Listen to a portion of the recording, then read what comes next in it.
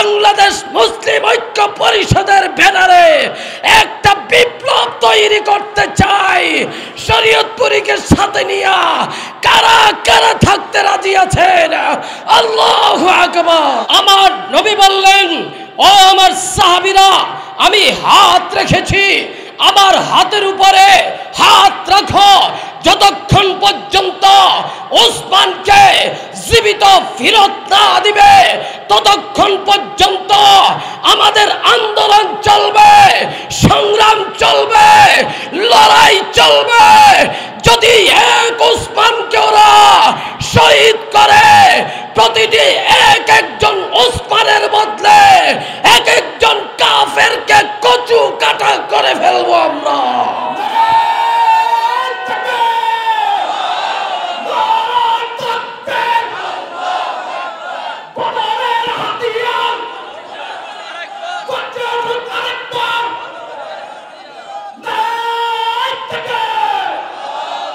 হযরত রাসূল আরবী হাত রাখলেন আর সাহাবীরা নবীজির হাতের উপরে হাত রাখলেন। আমার আল্লাহ বললেন, ইয়াদুল্লাহি ফাওকা আইদিহিম। আমার নবী হাত রেখেছে, নবীর হাতের উপরে সাহাবীরা হাত রেখেছে, সাহাবীদের হাতের উপরে আমি আল্লাহ হাত রেখেছি। অতএব আজকে থেকে মুনাফিকদেরকে জানিয়ে দিতে চাই, যেই সমস্ত মুনাফিকেরা মাহফিলের বিরুদ্ধে চক্রান্ত করে, যেই সমস্ত মুনাফিকরা আলেমদের বিরুদ্ধে চক্রান্ত করে, ইসলামের ক্ষতি করার জন্য দুঃসাহস করে, আগামীতে যদি একজন আলেমের উপর, একটা মসজিদ মাদ্রাসার উপর, একটা মাহফিলকে নিষেধাজ্ঞা করার পায়তারা করা হয়, তোদের মতো মুনাফিকদেরকে আমরাও কসুরি পাতার মতো ছেড়ে দিব। আলহামদুলিল্লাহ ওয়াহদা ওয়া কাফা ওয়া সালামুন আলা ইবাদিহিল্লাযীনা ইসতাফা, আম্মা বা'দ। আউযু বিল্লাহি মিনাশ শাইতানির রাজীম। বিসমিল্লাহির রাহমানির রাহিম। ওয়া'তাসিমু বিহাবলিল্লাহি জামিআ। সাদাকাল্লাহুল আযীম। আল্লাহুম্মা সাল্লি আলা মুহাম্মাদিন ওয়া আলা আলি মুহাম্মাদ কামা সাল্লাইতা আলা ইব্রাহিম ওয়া আলা আলি ইব্রাহিম ইন্নাকা হামিদুম মাজিদ। আল্লাহুম্মা বারিক আলা মুহাম্মাদিন ওয়া আলা আলি মুহাম্মাদ কামা বারাকতা আলা ইব্রাহিম ওয়া আলা আলি ইব্রাহিম ইন্নাকা হামিদুম মাজিদ।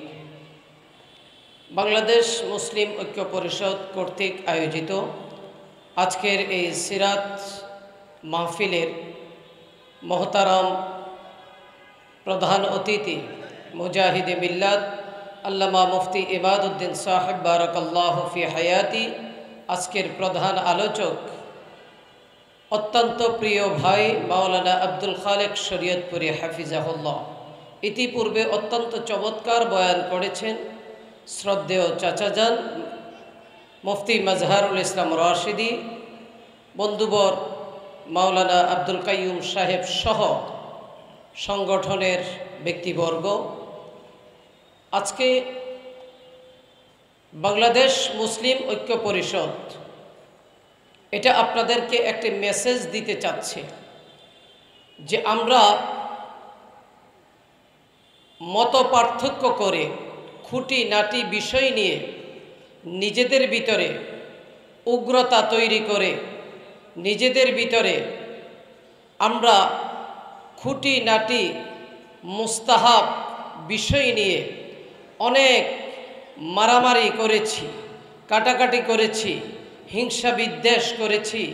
কিন্তু আমাদের মাঝে এখন সময় এসেছে মাসলাক যার যার, ইসলাম সবার, এই কথা ভিতরে ঐক্যবদ্ধ হয়ে সকলে এক হয়ে হাতে হাত রেখে আগামী দিন গড়ার প্রত্যয় অঙ্গীকার করা। কথা বলেন ঠিক না বেঠিক? সম্মানিত ভাইয়েরা, বাংলাদেশ মুসলিম ঐক্য পরিষদ আপনাদেরকে মেসেজ দিতে চাচ্ছে যে এই দেশের অনেক মজলুম আলেম উলামা, অনেক স্বৈরাচারী পিশাচদের দাবানলে পুড়ে ছাই হয়ে যায়। অনেক মুনাফিকদের কারণে হকপন্থী উলামায়ে কেরামরা হকের উচ্চারণ করতে সাহস পায় না।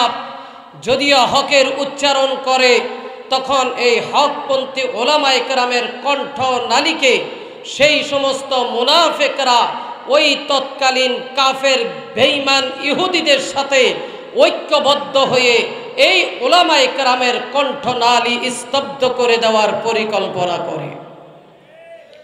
কিন্তু আমরা বলে দিতে চাই, ওই দিন চলে গেছে। এখন এমন একটা সময় এসেছে, আমার নবী, আপনার নবী, মক্কার মতি, মদিনার জ্যোতি, দুকুলের সাথী, মানবতার মুক্তির দূত, বিশ্ব শান্তির প্রতীক মুহাম্মদ আরবি সাল্লাল্লাহু আলাইহি ওয়াসাল্লাম যখন নাকি 1399 জন সাহাবীকে সাথে নিয়ে যখন হজ করার জন্য রওনা হয়েছে, তার আগে হযরত উসমানকে বলল, উসমান তুমি যাও, আগে কাফেরদেরকে মেসেজটুকু পৌঁছে দাও যে তারা যেন আমাদেরকে কোনো নিষেধাজ্ঞা না করে, বাইতুল্লাহ তাওয়াফের জন্য আমরা আমাদের হজ করে আমরা তাওয়াফ করে আমরা চলে আসব। কিন্তু হযরত উসমান যাওয়ার পরে হযরত উসমান জিন্নুরাইন রাদিয়াল্লাহু তাআলা আনহুকে এই কাফেররা পাকড়াও করেছে। যখন এই কথা আমার নবীর কানে আওয়াজ এসেছে, আমার নবীজি এহরাম বাঁধা অবস্থায়, এহরামের কাপড় পরিধান অবস্থায় আমার নবী যেমন নাকি মুহাম্মদুর রাসূলুল্লাহ ওয়াল্লাযীনা মাআহু আশিদ্দাউ আলাল কুফফার, কাফেরদের জন্য কঠিন ভূমিকা নিয়ে আমার নবী বললেন, ও আমার সাহাবীরা, আমি হাত রেখেছি, আমার হাতের উপরে হাত রাখো, যতক্ষণ পর্যন্ত উসমানকে জীবিত ফিরত না দিবে ততক্ষণ পর্যন্ত আমাদের আন্দোলন চলবে, সংগ্রাম চলবে, লড়াই চলবে। যদি এক উসমানকে ওরা শহীদ করে, প্রতিটি এক একজন উসমানের বদলে এক একজন কাফেরকে কচু কাটা করে ফেলবো আমরা।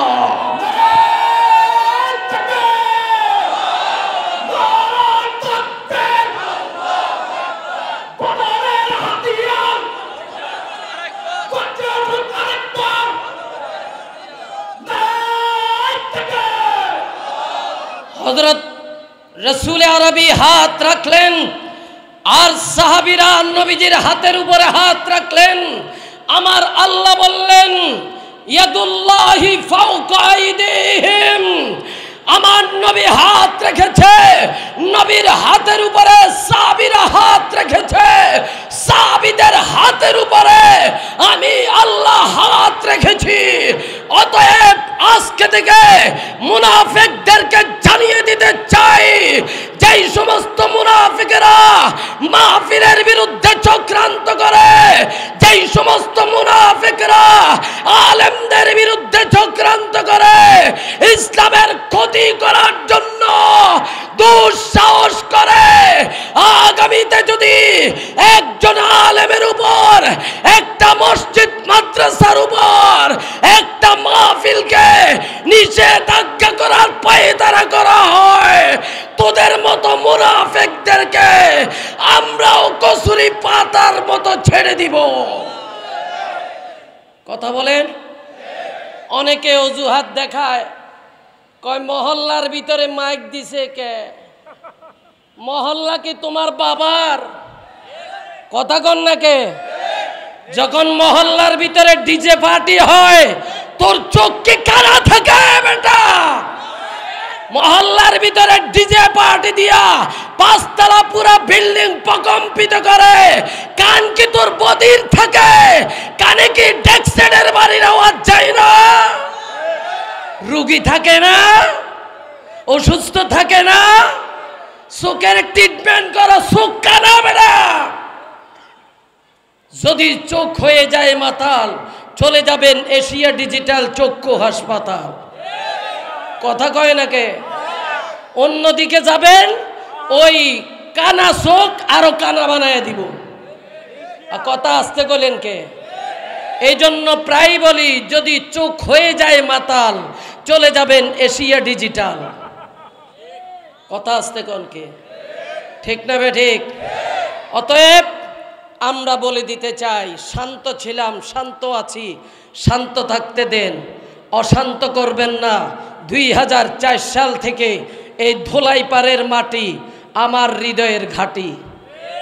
আমি ধুলাইপাড়ের স্থায়ী বাসিন্দা, আমি ধুলাইপাড়ের ভোটার, আমি ধুলাইপাড়ের একজন স্থায়ী লোক। অতএব মনে করেন না উইরা ইসা জুইরা বইছি, বরং আপনি উইরা ইসা জুইরা বইছেন। কথা কন নাকি? এটা আমার মামুর বাড়ি, এটা আমার বাবার বাড়ি, এই ধুলাইপাড় আমার শ্বশুর বাড়ি। কথা কন নাকি? তাহলে টেনশন কি? আর দূরেরটা তো বাদ দিলাম, এই জায়গার ভিতরেই যদি মাহফিলের বিরুদ্ধে চক্রান্ত করে, পারবে? কথা আসতে বলেন, পারবে?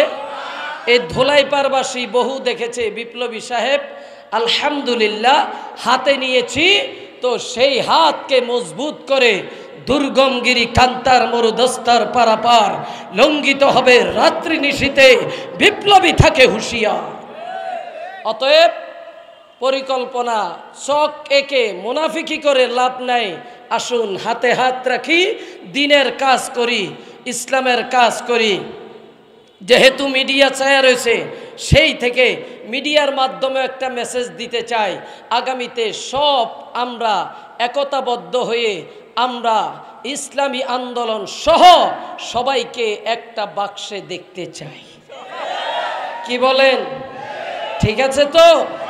অতএব ইসলামী আন্দোলন আছে, বাংলাদেশ থাকবে, ইসলামী আন্দোলন থাকবে।